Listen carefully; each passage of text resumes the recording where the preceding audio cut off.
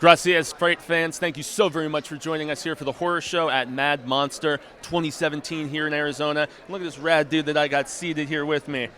That's right, Zach Galligan from Waxwork and obviously from Gremlins here, man. What has your thoughts been of the Mad Monster experience so far? Have you done any of the others, like Charlotte or some of the other events that they put together? This is my first Mad Monster venue that I've done. I know there was one, I think, in North Carolina, South Carolina? Yep. Charlotte. And so, I mean, I really love Phoenix in general. I've come out here a number of times. I've vacationed out here. I especially like Scottsdale.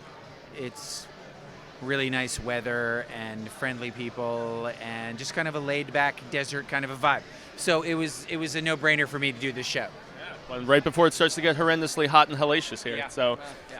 Nice. So everybody obviously talks about Gremlins more often than not, but I'm a huge Waxwork fan, man, and the interesting parallels between those two franchises for me is that the first entries were more like shooting straight, and both of their sequels were very wacky and strange and yet still a ton of fun.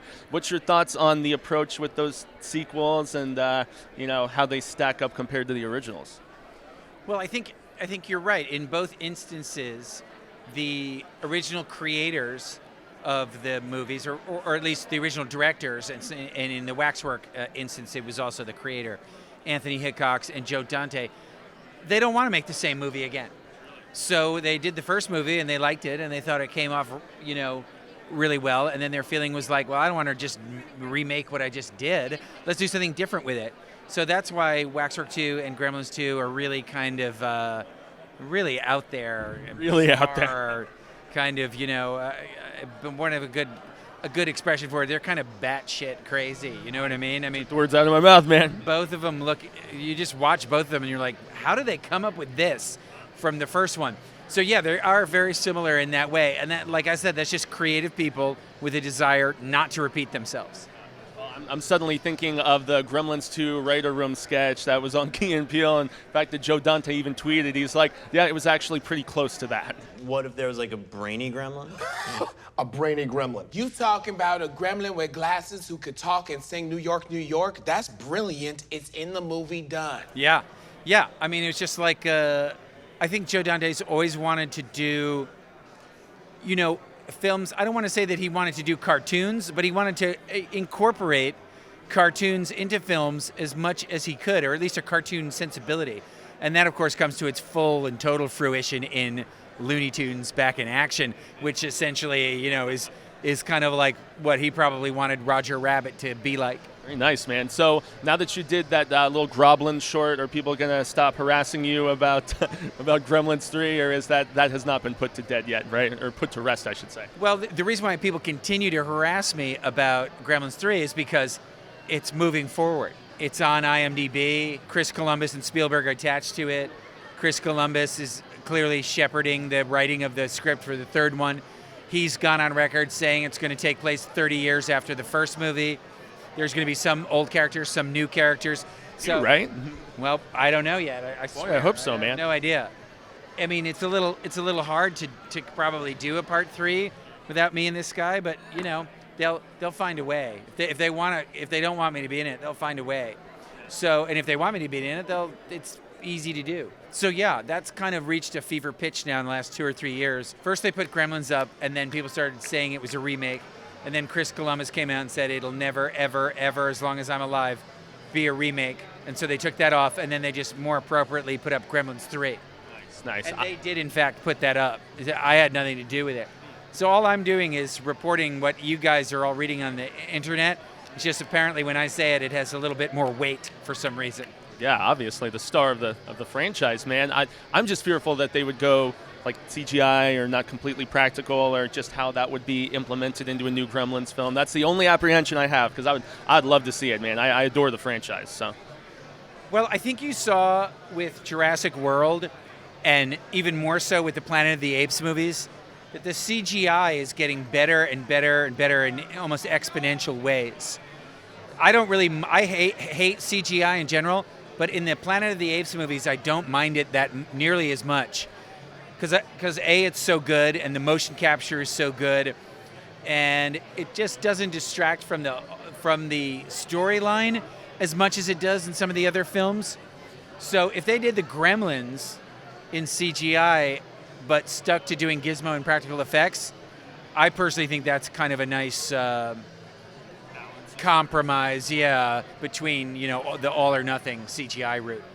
Interesting. So one other question I had for you was, I was binge watching every Tales from the Crypt episode about a year ago, Sure. and I had no idea that you were on an episode called Strung Along, if I'm not mistaken. That's right. Yeah, and you were there with the Singing in the Rain guy, and there was a cool dynamic of the younger guy who is trying to just soak up the knowledge and learn some things, but there's some underhanded stuff going on. There was a twist that, I mean, you always expect a twist on Tales from the Crypt, right? Yeah, but it was well, one. you hope so. But it was one that I was not expecting, which was kind of dope. And so, what was your thoughts? Were you a fan of the show by the time you got involved for that episode? Well, one of the fun things about doing that Tales from the Crypt episode is that I went there, and this is the only time it's ever happened to me. I went there, I did my audition, and after my audition was over, they just had me go to costume.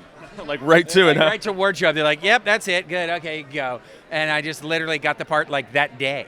So I went to wardrobe afterwards, and they were like, my agent was like, how did it go? I'm like, well, they sent me to wardrobe, so that's kind of a good sign. That was an amazing experience for me because I got to work with Donald O'Connor, as you called him, the Singing in the Rain guy. And he is in Singing in the Rain. He's the guy who goes, make 'em laugh, make 'em laugh. Make 'em laugh, make 'em laugh. Don't you know everyone wants to laugh? Runs up the wall and does the backflips off of the wall.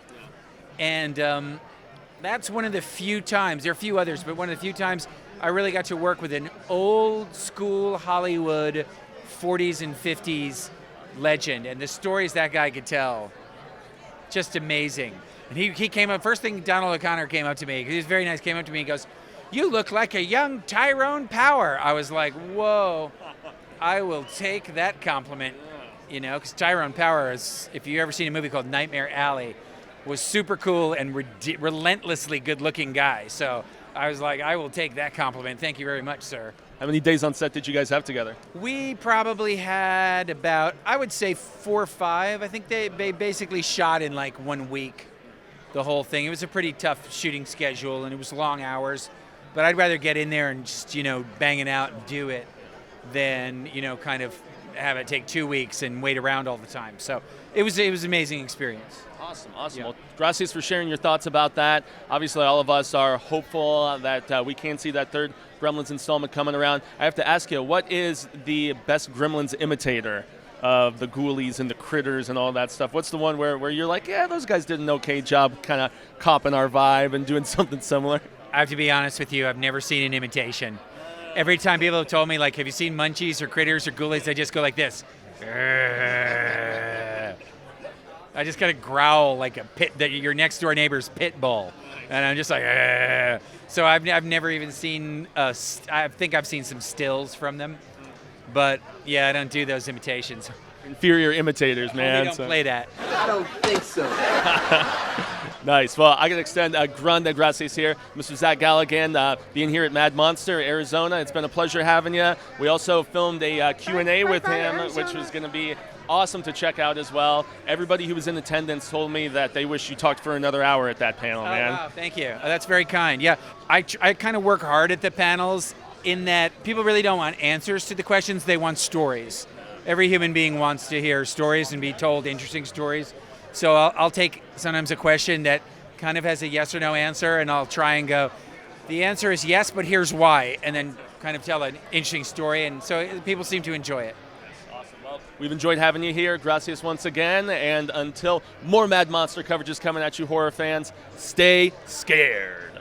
So there you go, guys. That's going to do it for our interview with Zach Galligan from Mad Monster 2017 here in Arizona. It was a really cool convention, and that was just one of many awesome interviews that we got to do. Now, if you want more from Zach Galligan, they actually did a full panel discussion and Q&A with him at the same convention that I'll go ahead and post a link to in the last 20 seconds of this video. So make sure you click on that. And while you're there, that's going to be the Mad Monster YouTube channel. You can go ahead and subscribe to make sure that you get all of the cool material that's going to be coming to that YouTube channel in the very near future. So thanks again for watching, and until next time, remember, stay scared.